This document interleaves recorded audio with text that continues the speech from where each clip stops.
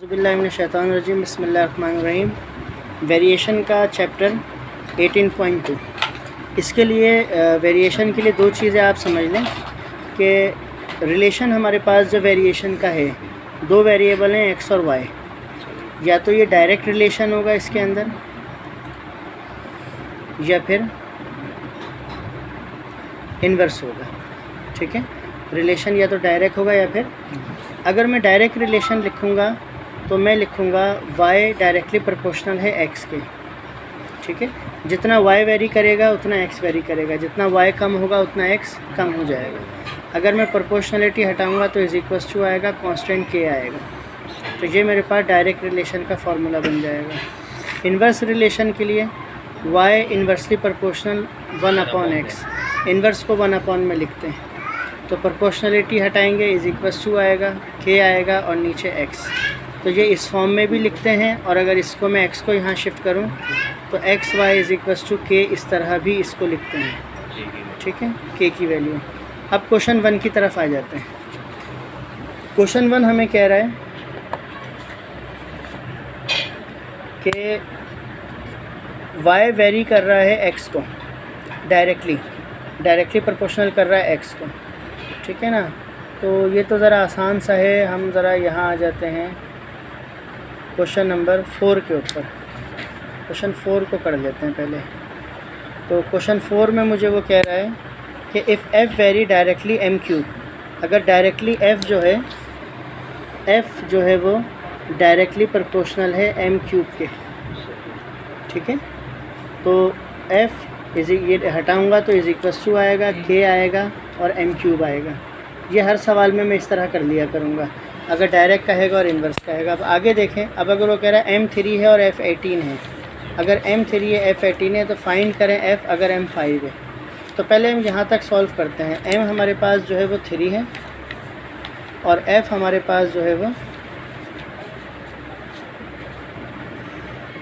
81 है।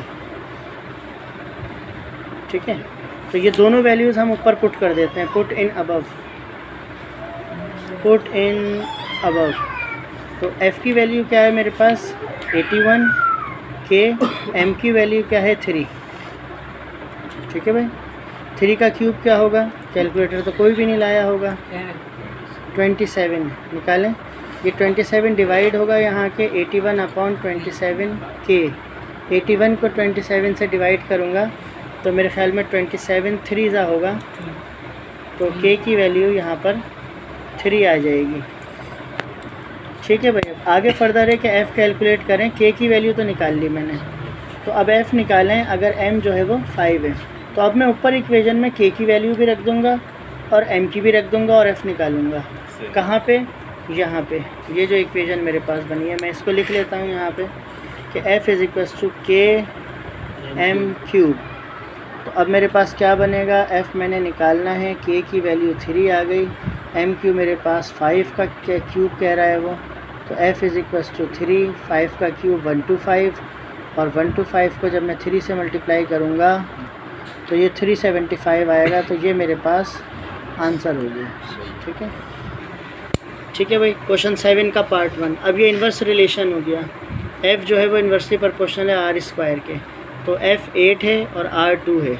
ये तो वैल्यू हमें दे दी, k निकाल लेंगे हम। अब f की वैल्यू निकालें अगर r 5 है। देखें, स्टार्ट करते हैं। f इन्वर्सली रिलेशन है r स्क्वायर के, तो ये हटेगा k/r स्क्वायर हो जाएगा। ठीक है ना, तो अब अगर मैंने k की वैल्यू निकालनी है तो फ़िलहाल इसे थोड़ी देर के लिए यहाँ ले आओ। f(r square is equals to k), तो k की वैल्यू निकालना आसान हो जाएगा। f की जगह क्या रखूँ 8, r की जगह 2 का स्क्वायर, 8 × 4, 8 4 32, ये k आ गया। अब मैं इसे पुट कर देता हूँ यहाँ पर। ठीक है, तो पुट करेंगे if r is equals to 5, तो f की वैल्यू मालूम करें। तो f is equals to k/r square. तो f मैंने निकालना है, k की वैल्यू मेरे पास आ गई 32 और r अब मुझे 5 दे दिया, तो f इज़ इक्वल्स टू 32/25। तो ये दोनों किसी टेबल से कैंसिल होते हैं, मुझे याद नहीं आ रहा कि होते हैं, तो ये नहीं होते, तो ये हमारे पास आंसर है। अच्छा, अब ये सेम एज़ हमारे पास एक्सरसाइज है 18.5 हमारे पास, वो सिंगल वेरिएबल पे है, ये डबल वेरिएबल पे है। तो ये सवाल हमने पढ़कर यहाँ पर मेंशन कर लिया कि एक चीज़ बस एक्स्ट्रा है यहाँ पर, y varies directly x square and z। तो y वेरीज कर रहा है एक्स स्क्वायर एंड z। अगर ये इन्वर्सली कहता तो डायरेक्टली का इन्वर्सली कहता तो मैं इसे 1 में ले आता, ठीक है ना। यानी अगर ये इन्वर्सली कहता तो मैं ऐसे लिखता कि y is equals to 1/xz, ये इस रिलेशन में आ जाता है। तो अब डायरेक्ट रिलेशन है। सॉल्यूशन स्टार्ट करते हैं। डेटा गिवन है 6, 4, 9 दिया हुआ है। अगर y निकालें अगर इस कंडीशन पे, तो y directly proportional x square z given है आपको, तो y is equals to k x square z, ठीक है। अब हम क्योंकि k की वैल्यू निकालते हैं तो y की वैल्यू क्या है 6, k x की वैल्यू 4 का स्क्वायर, z की value 9। 6 is equals to k, 4 4 ज़ा 16 और 9। तो इन दोनों वैल्यूज़ को नीचे ले आते हैं। 6/6 16 एंड 9 k। तो k की वैल्यू मेरे पास बन रही होगी, आप तो कैलकुलेटर यूज़ कर लीजिएगा डायरेक्ट। अच्छा 144। अगर मैं थोड़ा सिंप्लीफाई करूं तो 3 2 ज़ा 3 3 ज़ा, तो 2/16 इंटू 3 और 2 1 ज़ा और 2 8 ज़ा, 2 8 ज़ा 16। तो k इज़ इक्वल्स टू 1/8 3 ज़ा 24। तो 1/24 आ रही है k की वैल्यू, ठीक है। अब 1/24 आ रही है। अब हमारे पास तरीका क्या होता है, हम यहाँ पुट कर देंगे, ठीक है। तो पुट इन अबव, तो क्या है y is equals to k x square z, y is equals to 1/24 x square z।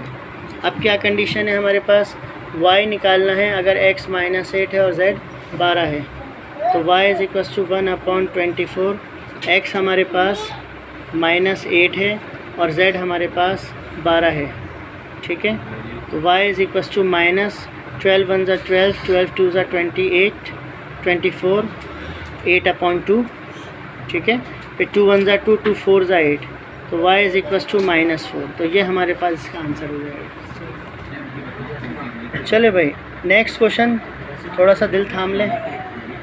If the time period of simple pendulum directly proportional to the square root of its length, यानी time period directly proportional है square root के अंदर length के, and inversely proportional to the square root of acceleration due to gravity g, यानी वो भी square root के अंदर है।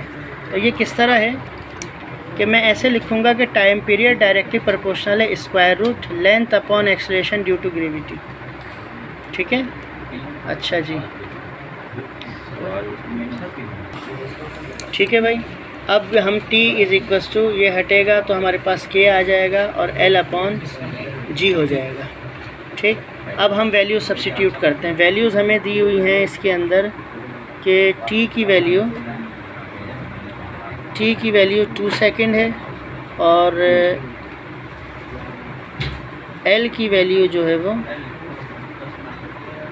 100 सेंटीमीटर है और g की वैल्यू 9.8 मीटर पर सेकंड स्क्वायर। या बुक में स्क्वायर हमने लगा लिया है, बुक में स्क्वायर नहीं था, ग्रेविटी का यूनिट। t की वैल्यू क्या है भाई, यहाँ पे 2 आ गया, k। l की वैल्यू मेरे पास 100 है और g की वैल्यू 9.8 है, ठीक है ना। तो अब हम इसे सॉल्व करते हैं। 2 इज़ इक्वल्स टू k, इन दोनों को डिवाइड करेंगे, 100 डिवाइडेड बाई 9.8। अच्छा भाई, इन दोनों को डिवाइड किया 10.20, इसका रूट लिया, ये आ गया, ये वैल्यू यहाँ डिवाइड हो जाएगी। 2/3.193 इज़ इक्वल्स टू k। अब 2 को इससे हम डिवाइड करेंगे तो k की वैल्यू आ जाएगी।